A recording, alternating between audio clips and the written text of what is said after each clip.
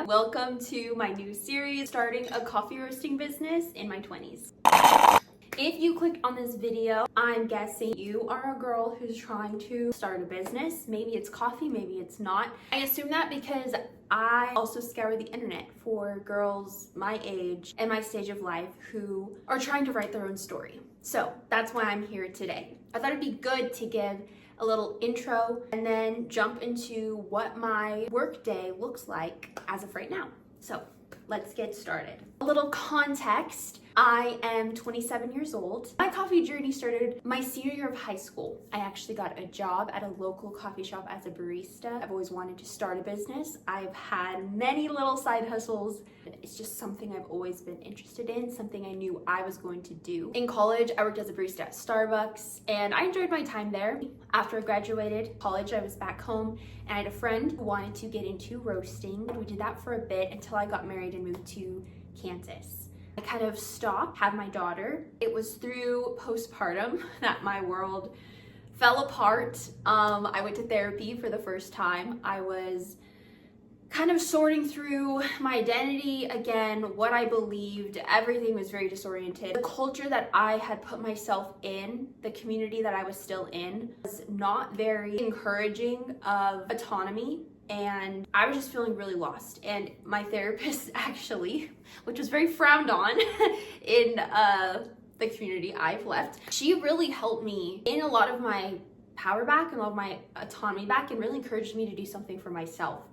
And I was deciding between going back to college or starting coffee roasting again. By the way, went to a very small little Bible college. I was raised very conservatively. Felt like I didn't always fit in with that role, that trad wife role that was really pushed. On the flip side coin of that, when I looked at our culture in America and how much pressure is on women to hustle, and they talk about getting married and having children and how it can take away from your career, I didn't really vibe with that as well. As I got married and had my daughter and went through, that transformational process, I realized that how I wanted my life to look was not going to fit in one of those two boxes. I was not fitting in that trad wife role, and I was not fitting in that hustle boss babe role. It's both of them, they just weren't working. And I tried so hard to find resources and business content that also took into consideration other parts of your life, something that was more holistic, and that's hard to find. So I decided I was gonna do it myself. I decided I'm gonna start Sunflower Coffee. I named it Sunflower because it was born in Kansas, and I wanted it to have a fun retro vibe. I started researching, deep diving into coffee branding. I found a lot of coffee brands that looked really snobby and unapproachable, and I thought I could do this better. I understand coffee, I understand origins, I understand the process, I understand the flavor notes, but I want people to enjoy that and experience that and not feel so judged for how they take their coffee even. And I just threw myself into that during that postpartum time. It brought a lot of joy, it brought a lot of confidence back, kind of tuned out a lot of business advice of you need a lot of money up front, you need an investor, and that didn't fit. I mean, let's be honest, I was also nursing full time, and I felt a lot of pressure. I thought, no, I'm gonna do this my way. It's been a little over a full year now. I've moved back to Farmington, New Mexico 2 months ago with my husband, so we could have more support to chase our dreams and to build that autonomy and figure out who we are again. I'm sure someone out there relates to being put in a box, especially as a girl, as a woman, as a mom, getting put into boxes that you don't fit in. I encourage you, and I hope this channel inspires you to have courage and to take yourself out of that box and to take yourself down a path that looks different, and to try it and to not be afraid and just try it. Sunflower Coffee was a little rebellion against the trad lifestyle that was really pushed on me, but it was also a rebellion against typical boss babe hustle culture that said I had to do it all right now. I started a business that fit my schedule, slow and steady. That's how I'm running Sunflower Coffee. I started with a couple $100s. I've thrown everything back into this business. It's funded itself up to this point. I am so excited. That's a bit of my story as a woman and as a business owner. And that's what Sunflower is to me. So today I need to roast a 5-pound bag and a little mini 3-ounce bag and get those packaged and shipped. I thought I'd take you with me. So yeah, let's go. Let's do a quick little tour of my spaces. So this is where I film most of my content. I also bag all of my beans here. So I have all of my labels, thank you cards, mini labels, stickers. And then down here I have bags, my bag sealer. And then down here I have packaging equipment and a random brush that cleans my coffee dispenser. I also can plug my laptop in. I sit here and I print my labels out right here. And then in this other room, this isn't our den, but I have this whole closet. Sorry, the lighting isn't the best in here, but I have this whole closet dedicated to roasting things and extra business storage. So all of my green coffee beans are stored in these airtight containers. And yeah, I measure out my beans here, and once I measure out the beans, I take it outside. Take you guys out here. And right now I use an Aillio Bullet roaster. It's worked great. Right here she is. Very reliable. I keep the dishes inside so I can wash them. I can roast about 2 pounds at a time right now. I started with a grill actually as a roaster and used that for a long time. I eventually went to a Be More roaster and it only roasted like half a bag at a time. I did that for months and don't recommend that. That was horrible. So this Aillio is amazing. Eventually I want to buy 2 Aillios to do 2 at the same time. It'd be cheaper than buying a commercial roaster. So that's kind of what I'm leaning towards, but okay, let's get to roasting.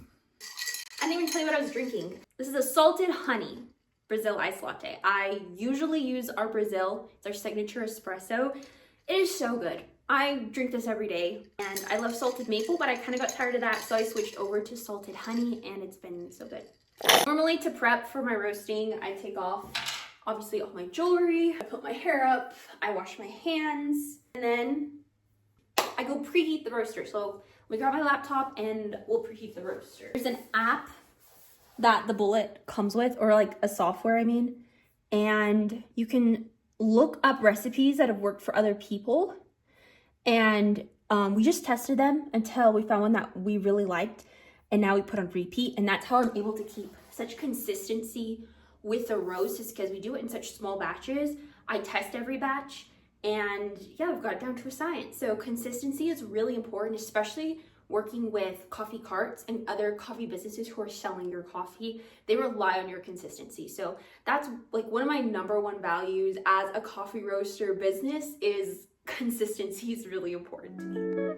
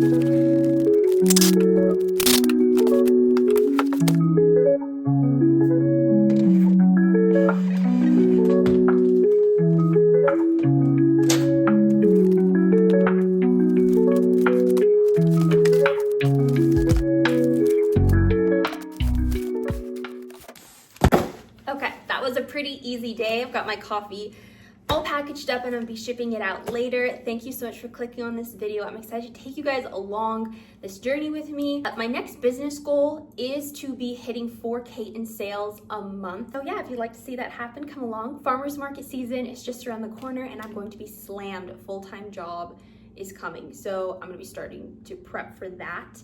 If you guys have any questions or specific content requests, please drop it in the comments, and yeah, I may spend a little more time on those topics.